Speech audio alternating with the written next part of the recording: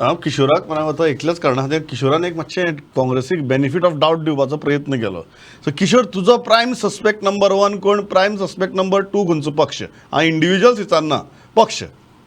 ना of course prime suspect number 1 is Congress. त्याच्याबद्दल आणि कोण दुबावच घेवपाचो प्रश्नच येना. हय पूण काँग्रेसाचें कशें जालां की सस्पेक्ट जाला तो, पूण तो सस्पेक्ट इतको घुसपाला की त्या सस्पेक्टाक आनीक घुसपावपाक लागून कोणी तरी आनीक भितर फूस घातला काय कितें अशें जावपाची शक्यता दिसता. आतां जशें पांडुरंगान सांगलें की पळय दिगंबर कामतान जेन्ना हेडॉन दिलो तुका तेणी स्पश्ट सांगलें की आय एम रिटायर्ड हर्ट म्हणून. हय आणि तो ज्या पद्दतीन उलयलो म्हाका दिसना आनी तो जवळ जवळ मनांतल्यान तो जवळ जवळ काँग्रेसी बरोबर आतां नाच. हय मायकल लोबोची परिस्थिती जर तूं पळयशीत जाल्यार मायकल लोबोचें अपोजिशन लिडर पद किंवा विधिमंडळ नेतेपद काडून घेवपाचें हेंच काँग्रेसीन दिल्लेलें आसा.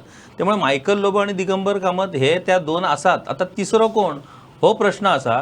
आणि त्या तिसऱ्याचेर आमी म्हाका दिसता कित्याक डावट घेवया, पूण मायकल आनी दिगंबर हेंची दोन मतां क्रॉस वोट जाल्या अशी म्हाका चड शक्यता दिसता. चड शक्यता दिसता. Joel, which party is your primary suspect? It is Congress? Yeah, I'll go with what Kishore has said. Primary suspect is definitely Congress, because there is a huge kind of rebellion which is seen inside the party, and I don't see at this stage, given this situation, that the people who Kishore has named are in a position to go with the Congress candidate. So I definitely feel the third person is a question mark. It could be any of the people from Congress or the opposition.